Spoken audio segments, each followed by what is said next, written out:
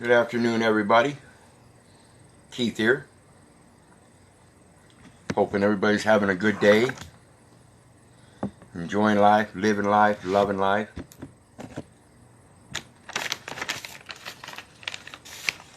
I want to get on and talk to everybody today about international law and how it extends to all the different jurisdictions. If you know how to apply yourself in that jurisdiction, in that international law.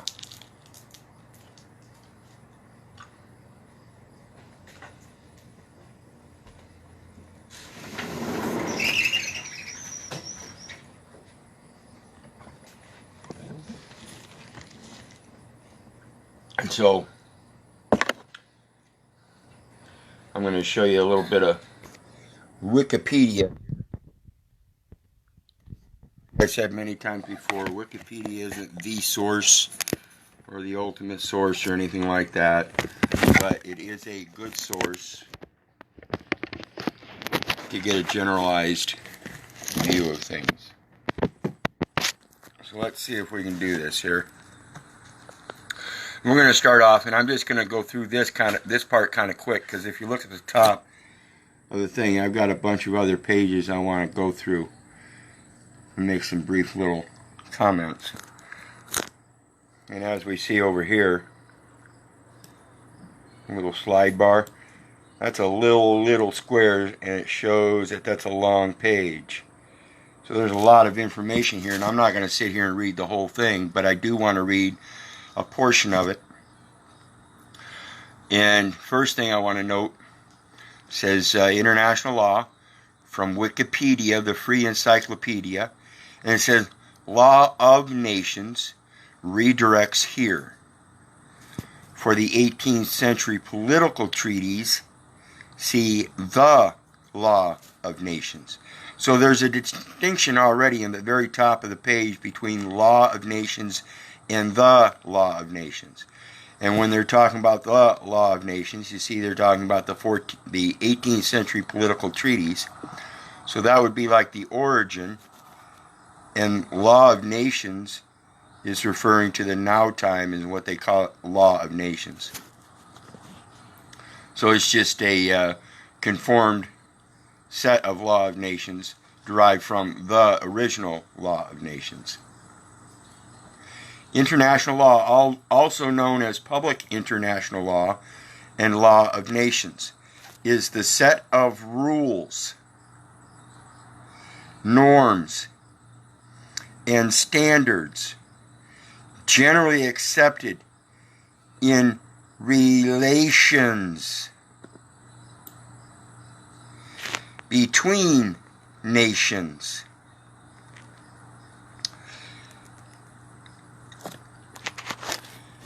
A nation is a stable community of humans formed on the basis of a common language, territory, history, ethnicity, or psychological makeup manifested in common culture.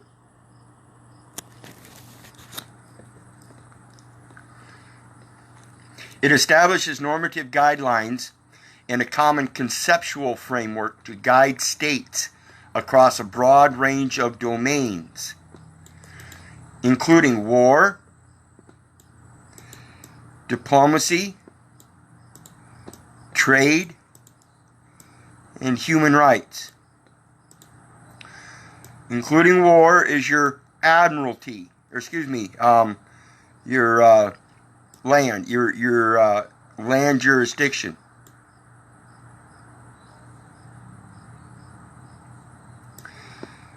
Diplomacy is your air jurisdiction. Trade is your maritime. And human rights are involved in all three of those. International law allows for practice of stable, consistent, and organized international relations. The sources of international law. Oops, didn't mean to click on that. The sources of international law, also known as law of nations, is the name of a body of rules which regulate the conduct of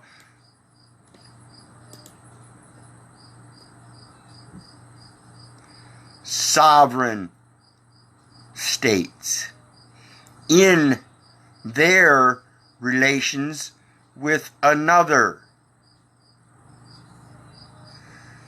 Regulate the conduct of sovereign states in their relations with one another,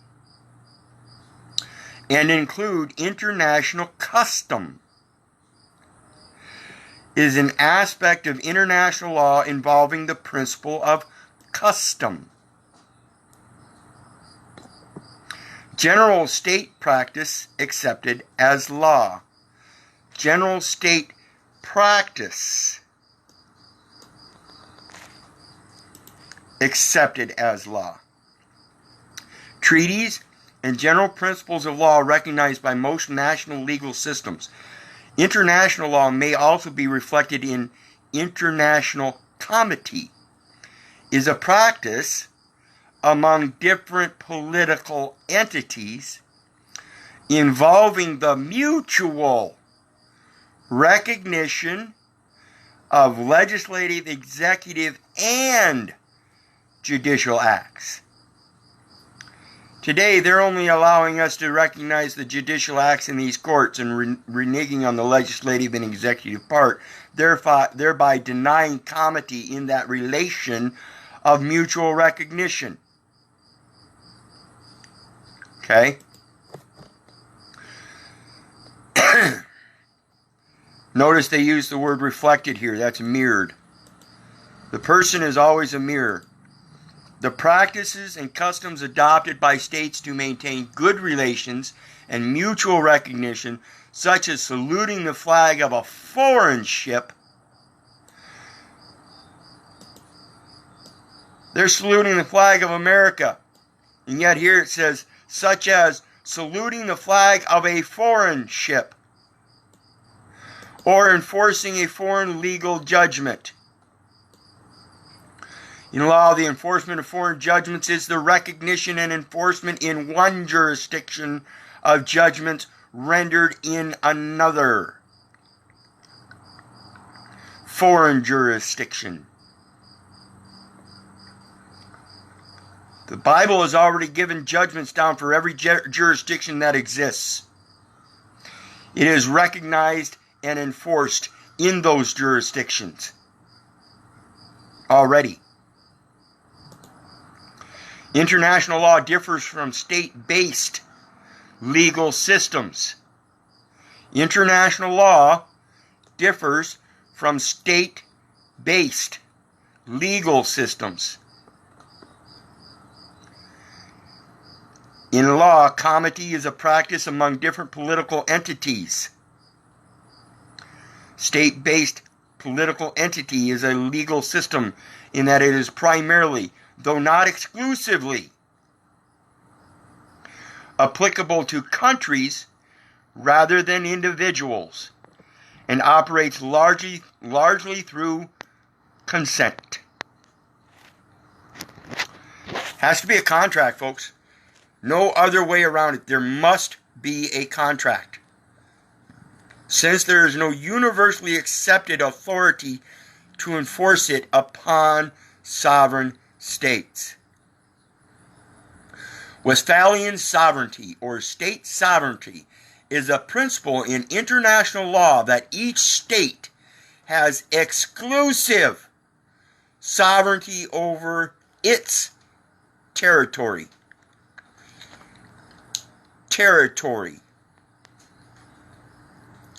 Okay, before we get into territory, I'm going to finish up here real quick, because it goes on to say, consequently, states may choose to not abide by international law and even to break a treaty.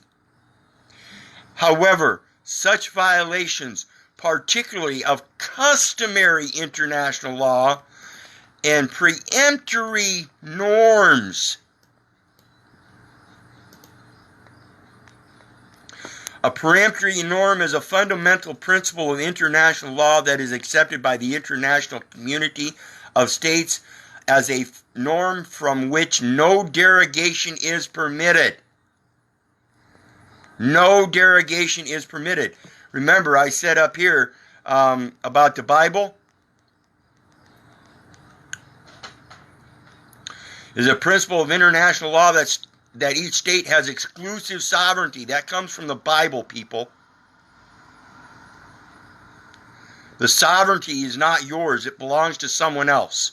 We'll talk about that here in a minute. You do not have sovereignty.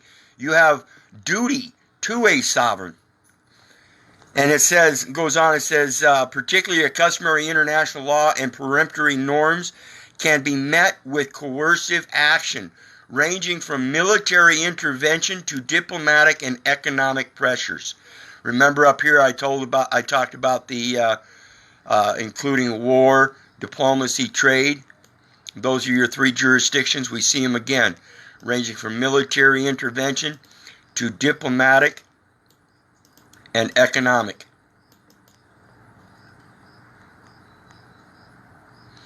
Okay. So let's look at territory in regards to territory. Terry being the root of terrestrial. Tory, an outlaw. So when you're in a territory, you're an outlaw. Terrestrial Tory, terrestrial outlaw. You are an outlaw of the land if you submit to a territory. It's going to go on to show us something else here that should wake you guys up. Specifically, one of a class of Irish robbers noted for outrages and savage cruelty. Plunderer, originally pursuer, searcher, from Old Irish turigim, I pursue, from toyer, pursuit, from Celtic, turet, a running up to, from pi root ret, to run, roll, see rotary. About 1646, it emerged as a derogatory term for Irish Catholics dispossessed of their land. Term for Irish Catholics dispossessed of their land. Now you know what history is. It is the one that came in and dispossessed you of your land and wrote their history, because they were victorious. Vic being change. Tory, we're going to see down here, is going to mean traitor. Traitor. So when we come to be a victor, we have changed traitor. We are a traitor to change. Some of whom subsequently turned to outlawry, applied by exclusioners to supporters of the Catholic Duke of York. In his succession to the throne of England after 1689, Tory was the name of a British political party. 1689, Tory was the name of a British political party, at first composed of Yorkist Tories of 1680, superseded circa 1830 by Conservative. That's where our Conservative Party today came from, though it continues to be used colloquially as an adjective from 1680s. In American history, Tory was the name given after 1769 to colonists who remained loyal to the crown.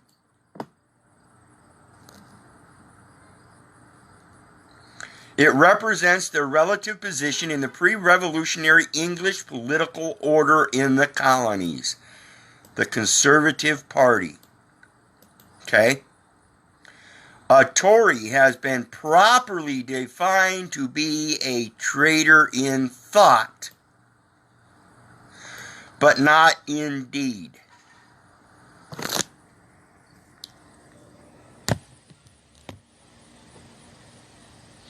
Your actions speak louder than your words. Again, I will reiterate it over and over again. Your actions speak louder than words. A Tory has been properly defined to be a traitor in thought, but not in deed. So if you're a Tory, you're a traitor in thought. People can look at you and think that you're a fair, square shooting chum all they want. But when you look in that mirror and you look inside yourself and you find you're not following his word, you're a Tory. Now, if you're doing the best you can to follow his word and somehow things keep getting screwed up out there, that's not a Tory. That's not a traitor. You're following his words the best you can. Then you're accepting the changes. You're not victory. He's the victory. He's the one that's going to put the changes out before you all the time. He's going to challenge you all the time. You have to be able to accept those changes. When you become a traitor to change and decide you want to sit in your cognitive dissonance and take upon the conveniences of life of a community instead of being nomadic and moving about and traveling along, which we'll get into here later, then you're a Tory. You're subjecting yourself to a set of circumstances to provide comfort in existing in the same realm day in and day out, following a certain schedule so that things don't change. You're doing the same thing every day. You've gone out and you've gotten a job, and you're required to be at that job at a certain time. And at that certain time, you're required to start doing certain things until another certain time. Okay? So let's finish up with this real quick.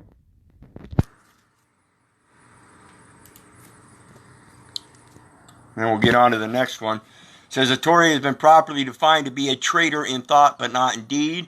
The only description by which the laws have endeavored to come at them was that of non-jurors or persons refusing to take the oath of fidelity to the state. Why? Why? Because if you've already taken the oath that he provided for you, and you stick with that oath in thought, then you can't take an oath of fidelity to a state. You've already accepted an oath to him, period.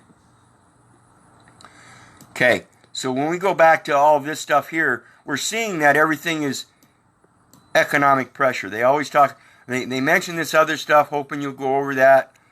And the last resounding emphasis will be the economics. The relationship and interaction between a national legal system, municipal law, domestic or internal law of a sovereign state, defined in opposition to international law. What this is telling us is that even at the local level, even at the smallest level, the individual has as much sovereign duties and powers as the entire international community, because they are one and the same. They have their sources of international law, which is the name of a body of rules which regulate the conduct of sovereign states in their relationship with one another. That is what the international law is, source of international law. And then they want to go down here and talk about municipal law is the national, domestic, or internal law of a sovereign state defined in opposition to international law. So municipal law supposedly is in opposition of international law, but they both have the same source. and that is the sovereign.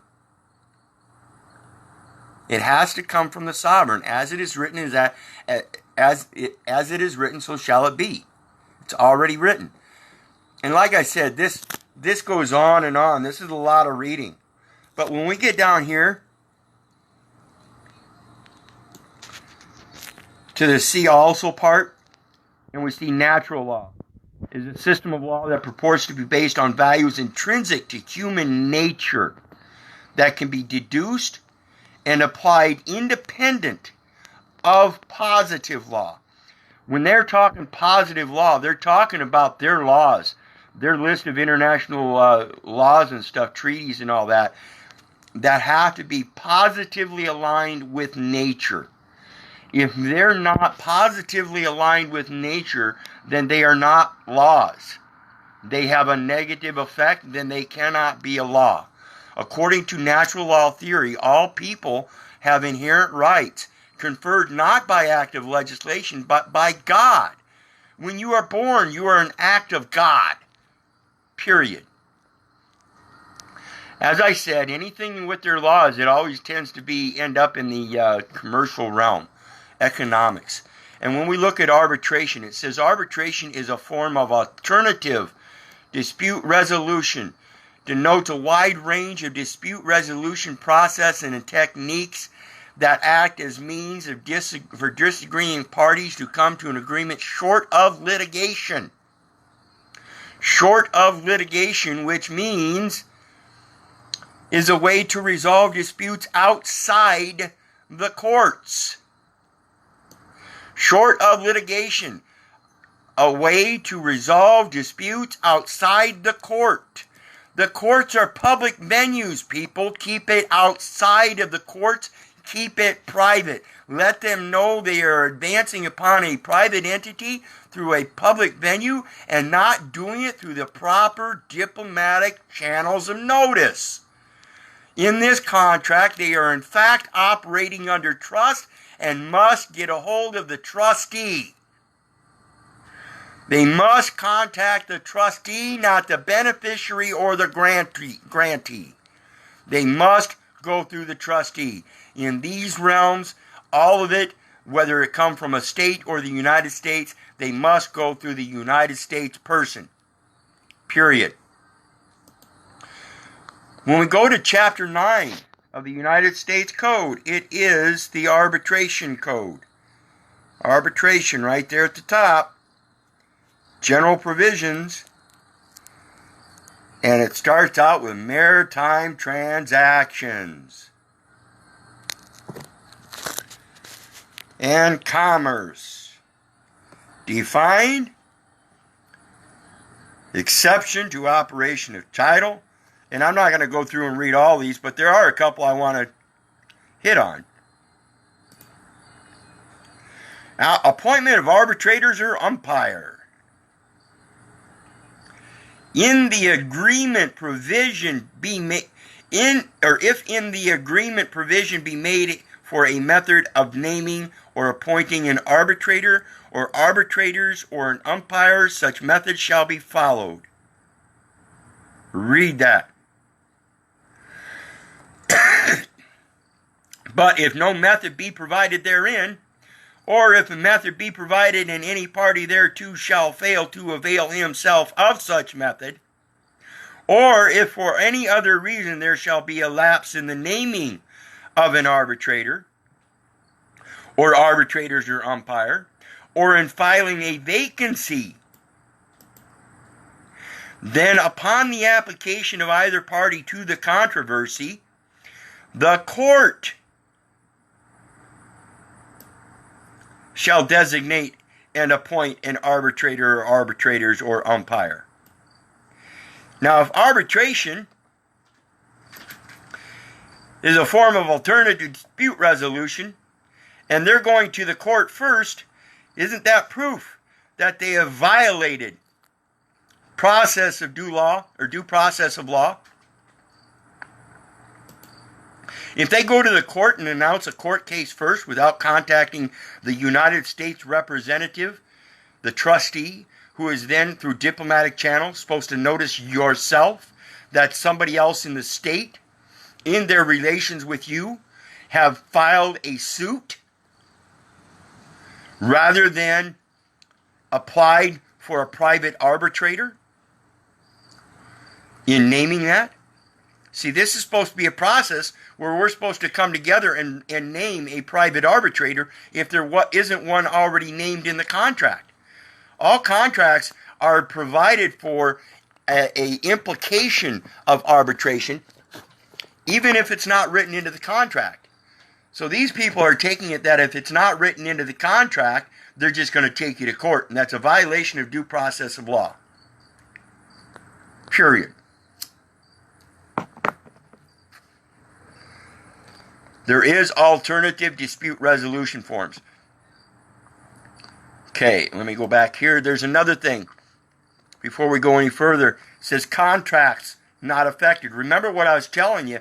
These are trusts. Every contract they involve themselves with is in fact a trust. This one here just says this title shall not apply to contracts made prior to January 1st, 1926. This title shall not apply to contracts made prior to January 1st, 1986. My ass. Contracts are vitiated for fraud.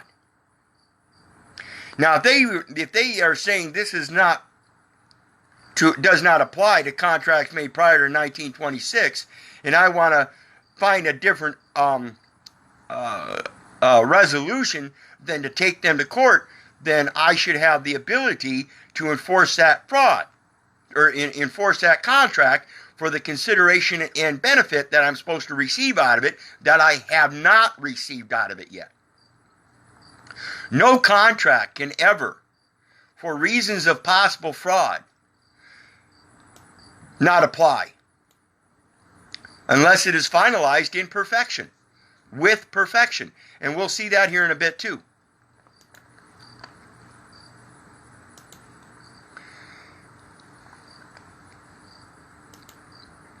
Inapplicability of the Act of State doctrine. Act of State redirects here for other uses. See State Act disambiguation. State Act is your statutes and stuff, and they're going to show you all kinds of statutes. But this is specifically the Act of State doctrine, or foreign Act of State doctrine, is a principle in English and United States law which states that every sovereign state is bound to respect the independence of every other sovereign state. That's your relationship right there. They are bound as sovereigns themselves to respect the independence of the other sovereigns. Period. And the courts will not sit in judgment of another government's acts or act of any sovereign national done within its own territory.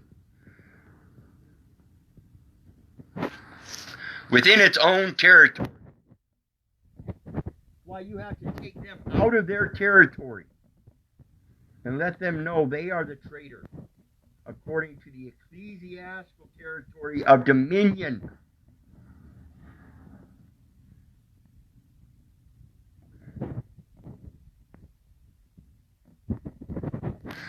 When we're talking about dominion, we're talking about ancient documents. And when we're talking about ancient documents and their records and their opinions and their courts and their resolutions and everything, check this out. This is Rule 803 of the Federal Rules of Evidence. Evidence. When you fill out the SS5 application and they ask you for that signature at the bottom, they're asking you to provide. They've asked you to provide certain evidence, and that signature is a verification, an attestation, an affirmation under penalties of perjury that you have provided evidence. You have provided evidence. Evidence of what? You have provided evidence yourself of the hearsay. They didn't need to do it. You did it. You did it yourself. However, there's an exception to the rule against hearsay. And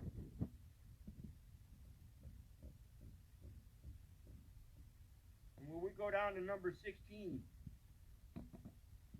we see it says statements in ancient documents.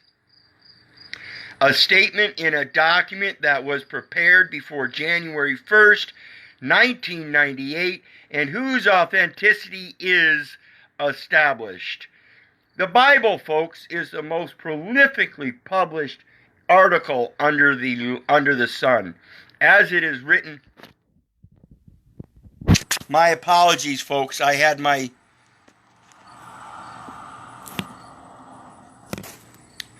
don't know how long I've had this set up like this where you couldn't hear me. Let me try this. I'm going to learn from that. I hate putting out videos where you can't hear me because then they're just void videos. See if I can do it this way. I really need some help on this shit. Damn it. Okay, let's do it like this. Anyway, it says, statements in ancient documents. A statement in a document that was prepared before January 1st, 1998, and whose authenticity is established. We're not talking about certified documents here, folks. I've talked about this before. Whose authenticity is established. When we're talking about authenticity, we're talking about specific items. And we're going to go over that here in the next few minutes here when I show you these other things.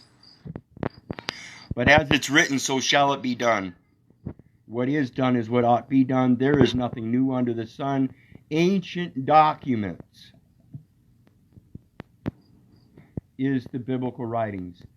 The Torah, the Quran, Hinduism, Buddhism, all of that stuff that tell us how to behave properly is a straight rebuttal to anything they put down in their certifications, which is hearsay. The certification is false. The certification is false for hearsay.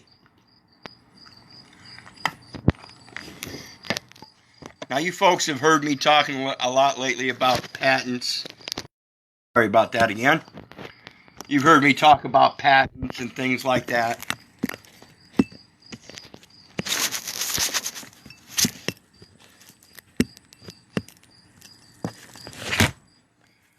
I will figure this out here, folks. Give me a minute. Okay. You've heard me talking lately about patents and such. So let's look at patents. Before we get to patents, we have to look at franking. Blow this up so everybody can see it a little better. Franking, the action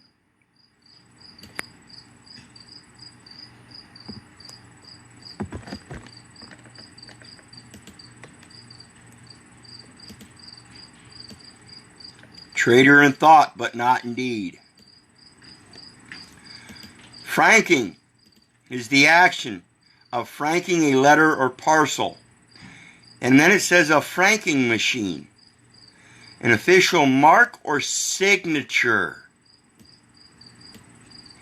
Remember those franking machines? A franking machine is something that leaves a franking mark. A postmark.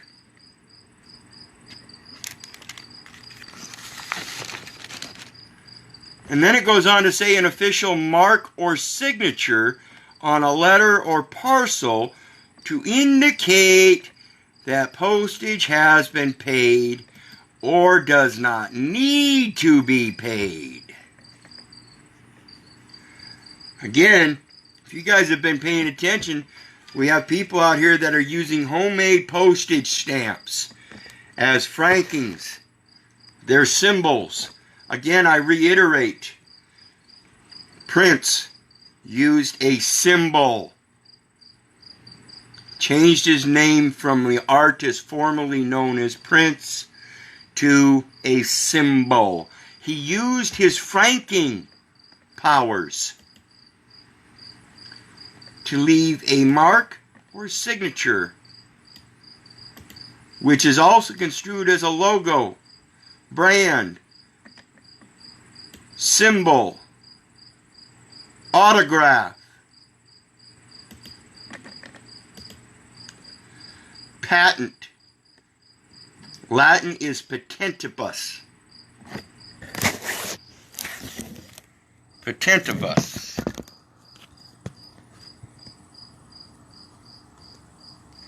And it stands for open, evident, evidence, evidence, evident, clear, accessible, manifest, liquidous, liquid, watery, flowing, pure, fluid, patent, promptus, prompt, ready, willing, easy, plain, patent.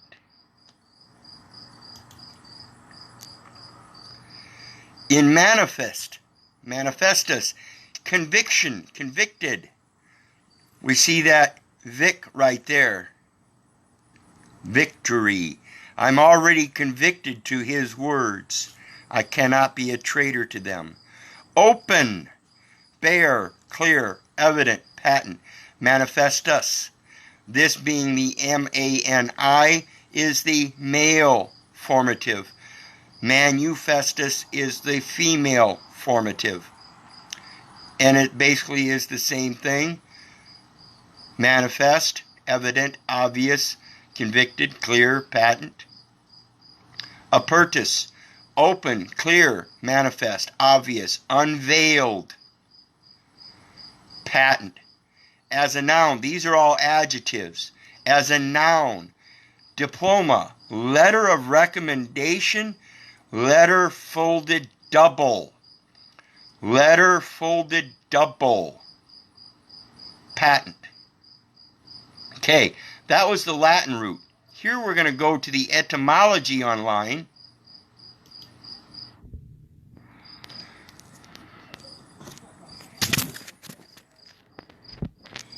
And it shows open letter or official document from some authority granting permission to do something.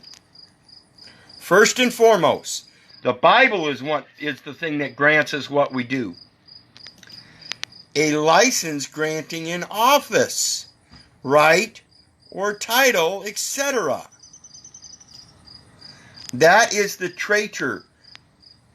That is the traitor. A shortened form Anglo-French letter patent, also in medieval Latin letter patents, literally open letter. From Old French patent, open, from Latin patentum, nominative patens, open, lying open. In other words, it's evident. The Bible is evident. Lie open, be open, to spread. Letters patent were written upon open sheets of parchment with the great seal pendant at the bottom.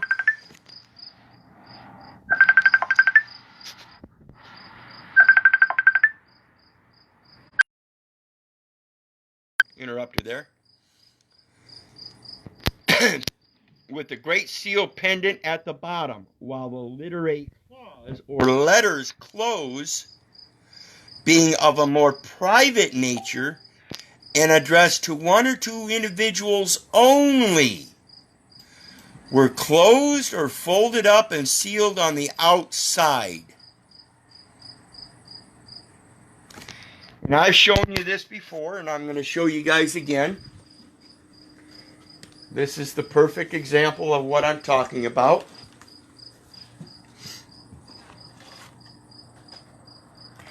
This is a letters closed. Remember we just heard in that definition, two folds? There's two folds. Letter closed. It's got the mark on it, the signature, the stamp, the franking, and it's got a seal.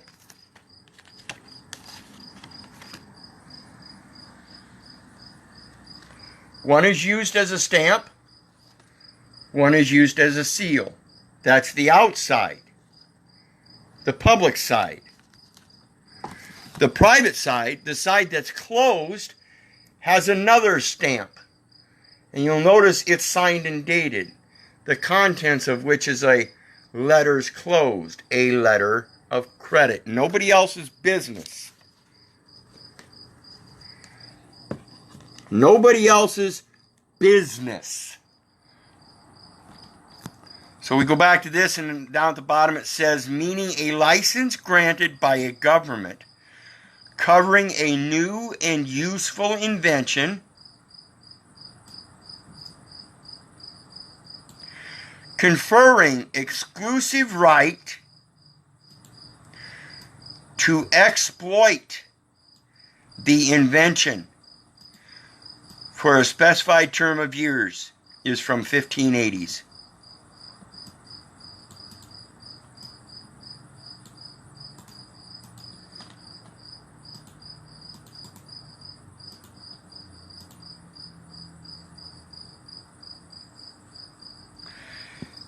Make full use of and derive benefit from a resource. A bold or daring feat, deed, act, adventure, stunt, escapade, maneuver. What is done is what ought be done. There is nothing new under the sun. You cannot license what is already patent.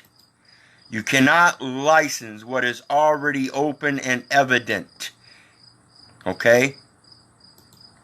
Now let's go to latent.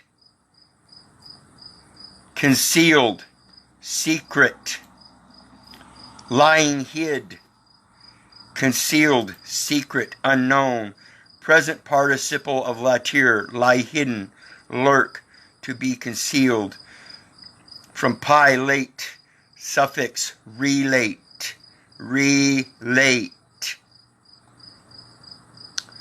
suffix form of root, late, to be hidden, source also of Greek leth, forgetfulness, oblivion, lethargus, forgetful, secretly by stealth, stealthy, to be hidden, Old Church Slavonic lajati, to lie in wait for, meaning dormant, undeveloped, originally in medicine. Medicine.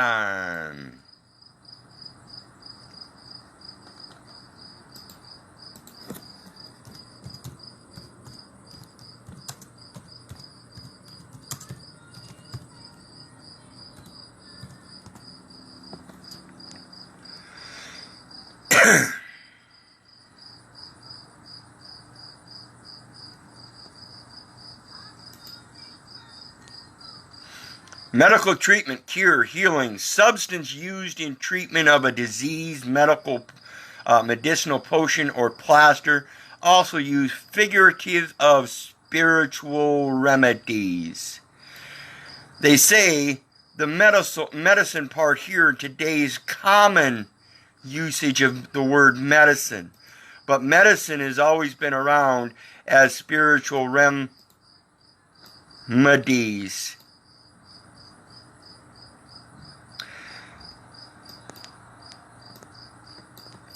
Medium, as in the middleman, as in the man between God and his person, the trustee. Medicine, art of healing, cure, treatment, potion, and directly from Latin, medicina, the healing art. The healing art. This is perhaps originally ars medicina, the medical art of a doctor, a physician. Take appropriate measures. Take appropriate measures. Though OED says evidence for this path is wanting and suggests derivation directly from medicus. Medicus, the sense of practice, theory, or study of curing, alleviating, or preventing disease in humans.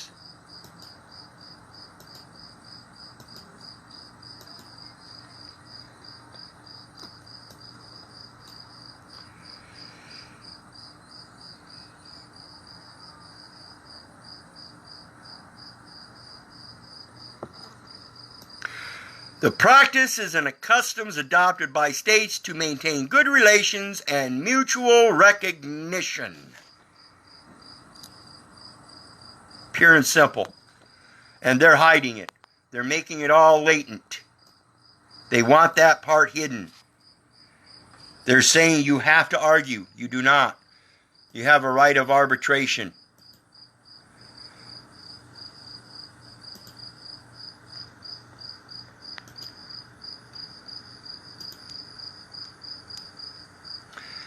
Means charter parties. Charter. The charter is already patent. My voyage, my mission in life is already charted by him. Pure and simple. And in that charter, I have what's called entrepot, which entrepot trade means or refers to a trade in one center for the goods of other countries. Merchandise can be imported and exported without paying import duties in entrepot trade. Because of favorable trade conditions, profit is possible in entrepot trade. And that's U.S. legal. That's the U.S. legal definition. Now we're going to go to Wikipedia or Investopedia, and we're not going to read the whole thing. We're just going to read this first paragraph here. The term entrepot historically referred to a seaport or warehouse where goods would be imported for storage or trade before re-export. Okay, as I explained in my videos yesterday and the day before, all jurisdictions extend from land, people. Every last one of them extends from land. Land jurisdiction is your superior jurisdiction. That's why it's called the force of the common law, the law of the land. Because if you want to have access to maritime law, you must first export from the land. We are not born on the water. We are born on the land. And we must first export to the water, and we must then, in order to re-import the going out and the coming back in, we need a landing site. The same with the air. We need a landing site. There are no such things as landing sites in the air, and there are no such things as landing sites in the water. It is either on the land or a landing pad on the water, which is not land. It gives you a seemingly reference safety port of land, but it is not land. And therefore the safety of land can only be had by a landing. Period. Referred to a seaport or warehouse where goods would be imported for storage or trade. Storage or trade. And if it's storage, storage does not say for trade later, but it does not say for use either. So we have to read in between the lines. We may not be re-exporting it. So then we read the next part, with no additional processing taking place and with no customs duties imposed. So, the term entrepot historically referred to a seaport or warehouse where goods would be imported for storage or trade or use, whether or not re-exported. Their use dates back to the days of long distance, wind-powered sea routes. where they enabled traders to utilize part of a route to sell their goods without having to bear the risk and costs associated with long distance travel over an entire route.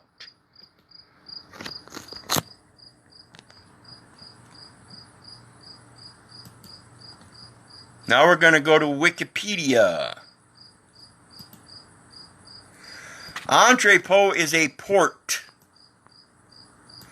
Entrepot or transshipment port. So entrepot is the port. It's the place. It's you. Yourself is the port. Like I keep telling you people, you are the port master. You are the postmaster. You determine whether you want to trade. You decide whether you want to take that merchandise in or trade it, export it to someone else. And you can do so again with these state relationships. You have the right to go from one state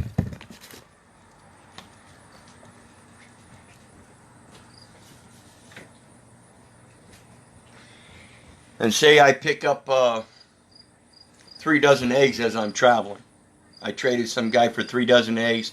I happen to have 3 loaves of good bread in the van, and I can only use one in the immediate time, but I had to make the trade for 3 loaves, knowing that I could easily trade the other 2 loaves later, within the time before it expires. So I get to the next travel point, and I need some eggs, but I don't have any eggs to make me an egg sandwich.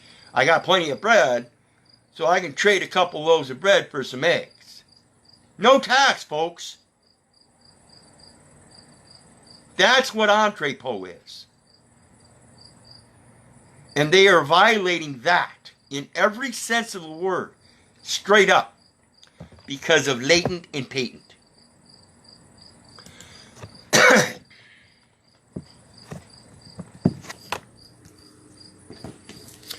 When we talk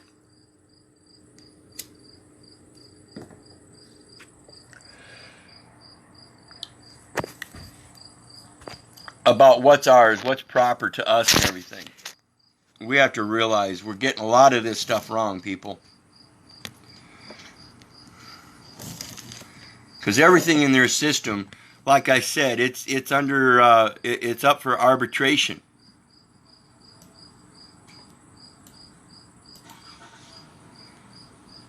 An alternative dispute resolution.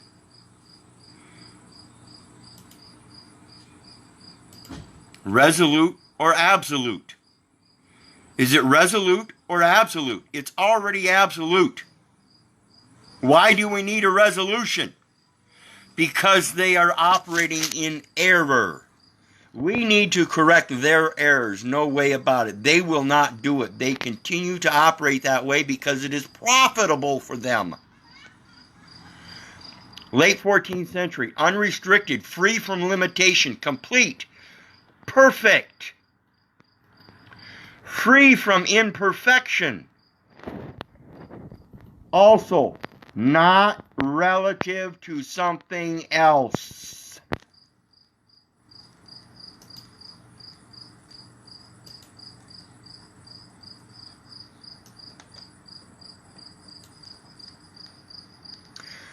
The practices and customs adopted by states to maintain good relations and mutual recognition. And remember, I said, such as saluting the flag of a foreign ship. You raise the flag of the Word of God, and it is absolute, it is patent. They have already recognized it. They have already saluted it. Mid-15th century, from Latin absolutus, past participle of absolvere, to set free, acquit, complete, bring to an end, make separate, off, away from, to loosen, untie, release, detach. They have tied us to their port. for all import and export reasons. We need to loosen and divide and cut apart from their port and realize we are our own ports. Since evolution probably was from detached, disengaged to perfect, pure, meaning despotic.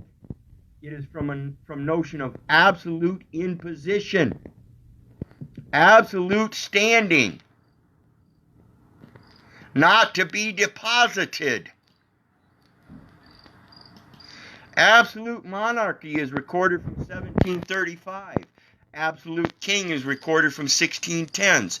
Grammatical sense is from late 18th or 14th century. Absolute magnitude is the brightness of a star. Would have at a distance of 10 parsecs. Scientific absolute value from 1907. As a noun, metaphysics, the absolute, that which is unconditional or free from restrictions. The non-relative is from 1809. Okay?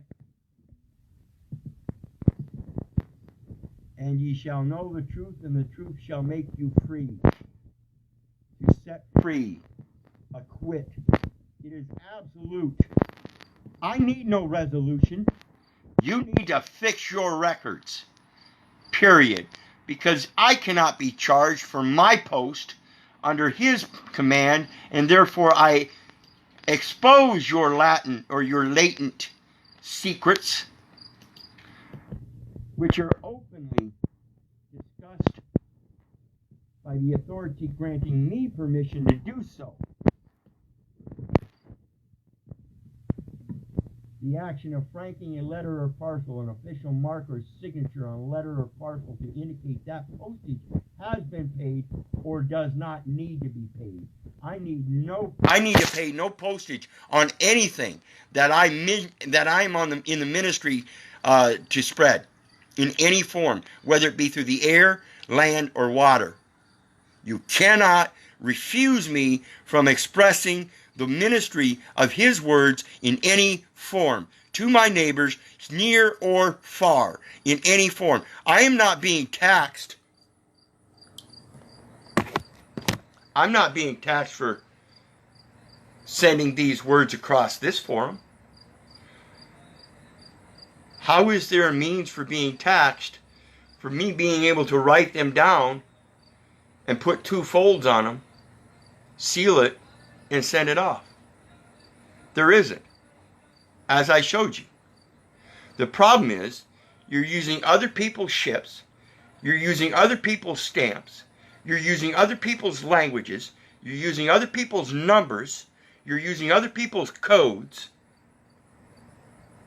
Why? Get back to the source, and you'll see how all of that stuff mirrors what is already patent. Every last bit of it. Your travel rights, 2 verses in the Bible.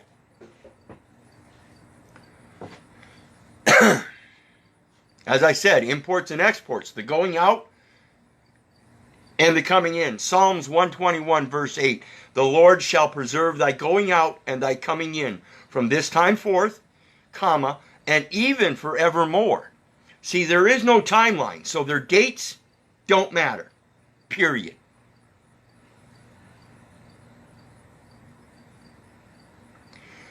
Leviticus 25 verse 23. The land is mine. The land shall, it starts out, it says, the land is mine. And the land, no, wait, let me get this right. The land shall not be sold forever, for it is mine. And ye are strangers and sojourners with me.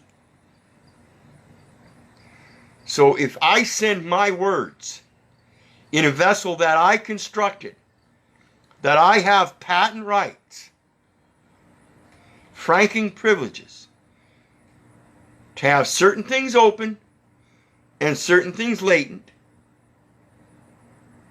no one else has the right to interfere with that perfect communication. They have no right to make it imperfect by costing it, by charging it. It already has the energy it needs. Pure and simple. Plain and simple. Anyway, that's about enough for me. I didn't want to make it too long because, again, like I said, a lot of people have a hard time keeping up with all this. So I'll go through, I'll copy these links down, I'll put them in the post when I get done doing the video here. I'll put them in the comment section. And then, like always, I'll post my other forum links in the top of the post along with the title of the post, so anybody can check out the other forums, the information and videos. Please share them. But please pay attention. I've also got a new MeWe link, so check me out there, as well as hit that PayPal button. Send some love. I could always use it. Like I said, I'm having problems, difficulty. If I had a nice little stand where I could put the phone up and show the video without having to use my hand and cover the mic, I forget that all the time. So I apologize for parts of the videos that you guys can't hear. But again, remember, none of that PayPal stuff matters. Whether you're going to share this information doesn't matter. My duty to begin with, whether you share that or not, whether you share through the PayPal link or not, my duty is to keep sharing this information regardless of who's listening. That's my duty. So hopefully you guys will help out in those different areas. But in the meantime, again, remember, if it's not for you, I wouldn't be doing this, because I no longer need it. I already have it here. So I'm just trying to pass that message from here to there, free of charge. That's all it should take. If you're not getting it, find out who's imperfecting it. Find out who's causing the imperfections. Is it a mailman? Is it yourself? Most often it's ourselves. So think about that, and remember, again, people, if it wasn't for you guys, I wouldn't be doing this. God bless. I love you. Please hit that PayPal link. Hit them other forum buttons and share them. Thanks. Bye-bye.